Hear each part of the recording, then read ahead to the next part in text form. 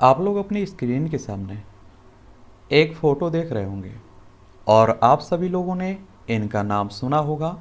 ये हैं पुष्कर सिंह धामी। और आप सभी जानते हैं कि ये उत्तराखंड से आते हैं। कहाँ से? उत्तराखंड से आते हैं और वर्तमान में उत्तराखंड के मुख्यमंत्री हैं। क्या हैं? मुख्यमंत्री हैं। और इनके बारे में कुछ विवाद भी आप देखिए काफ़ी चर्चित रहे हैं विवादों के कारण।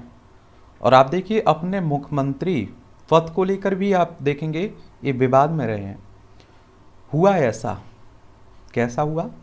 हुआ ऐसा कि आप देखेंगे कि इन्होंने चुनाव लड़ा 2022 में विधानसभा चुनाव, और ये चुनाव हार जाते हैं। और हारने के बाद आप जानते हैं कि उत्तराखंड में लेकिन भारतीय जनता पार्टी को बहुमत मिलता है, तो इन्हें मुख्यमंत्री बना दिया जाता है। तो आप लोगों को बता दूं कि ये कोई उदाहरण, पहला उदाहरण नहीं है कि चुनाव हारने के बाद आप मुख्यमंत्री बन जाते हैं, या आप किसी भी सदन का सदस्य नहीं है फिर भी मुख्यमंत्री बन जाते हैं। ऐसा कई राज्यों में होता आया है। ममता बनर्जी आपने देखा होगा, चुनाव हार गई थी फिर भी मुख्यमंत्री बनी थी। लेकिन क्या रहता है कि आप देखिए 6 महीने के अंदर आपको सदस्य बनना अनिवार्य रहता है। जैसे आप हैं तो आप भी मुख्यमंत्री बन सकते हैं, मंत्री बन सकते हैं, आप सदस्य भी नहीं तब भी बन सकते हैं। लेकिन 6 महीने के अंदर आपको विधानसभा का सदस्य, या उस राज्य में अगर विधान परिषद है तो विधान परिषद का सदस्य बनना होता है। इसी तरह से आप लोग केंद्र में जाइए, अगर आपको प्रधानमंत्री बनना है या कैबिनेट में मंत्री बनना है तो आपको लोकसभा या राज्यसभा का सदस्य होना जरूरी नहीं है जिस समय आप लोग कैबिनेट मंत्री या प्रधानमंत्री बन रहे हैं।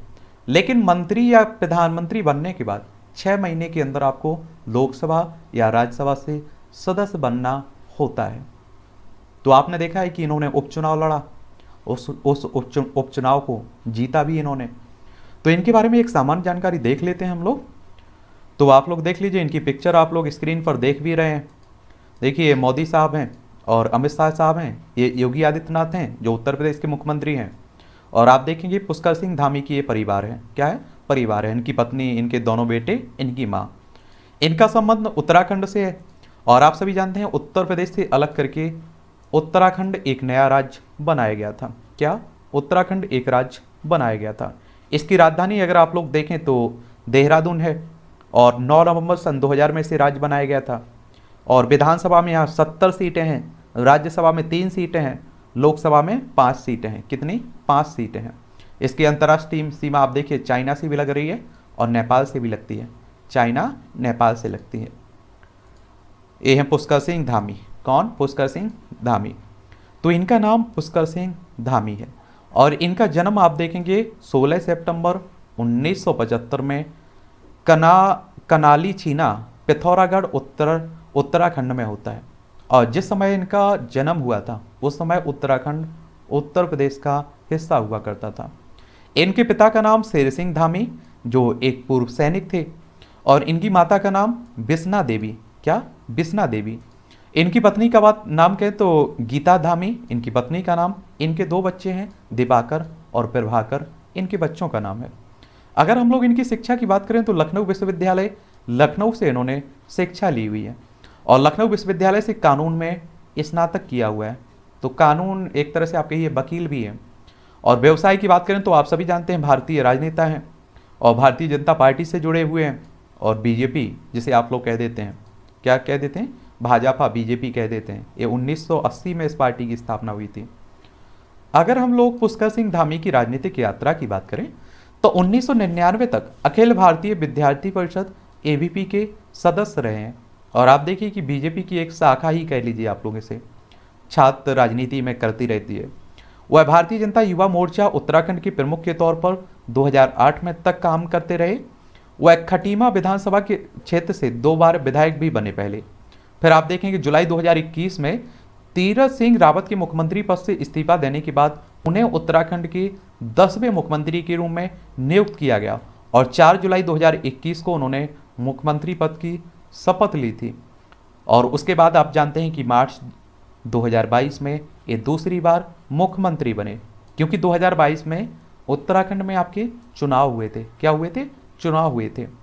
और आप देखेंगे फिर चुनाव के समय ये अपनी विधानसभा सीट हार गए थे और इसलिए 6 महीने के अंदर इन्हें विधानसभा सदस्य बनना था।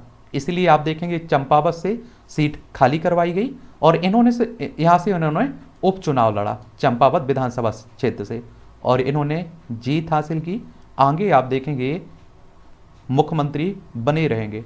अगर ये चुनाव हार जाते तो इन्हें इस्तीफा देना पड़ता। ठीक है। और विधानसभा विधायक बनने के लिए आप सभी को मालूम होगा कि आपकी उम्र 25 साल होनी चाहिए कम से कम।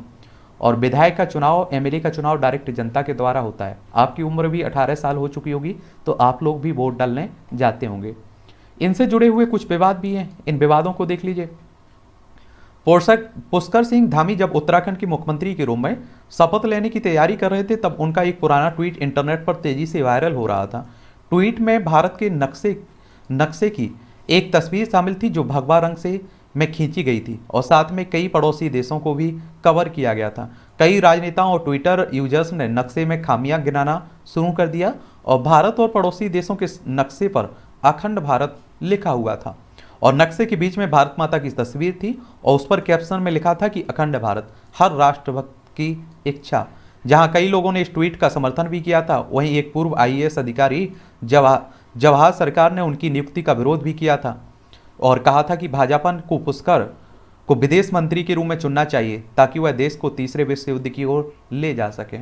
और आप सभी जानते हैं कि जब आप लोग इस तरह के किसी पद पर होते हैं, चर्चा में होते हैं, तो आपके देखिए चाहने वाले भी होते हैं, ना चाहने वाले होते हैं, आपको पसंद करने वाले भी होते हैं, ना पसंद करने वाले भी होते हैं। तो आपकी तारीफ भी करेंगे, आपकी आलोचना भी करेंगे, विरोध करेंगे, ये चलता रहता है। ठीक है। तो ये कहानी है पुष्कर सिंह धामी की। अगर और किसी के बारे में बात करनी हो तो आप लोग उसका नाम बताइएगा, उसके बारे में भी हम लोग, उसकी भी जो भी जन्म कुंडली रही होगी, जो भी उसके सफ़र रहा होगा, उस पर हम लोग बात करते रहेंगे। ठीक है।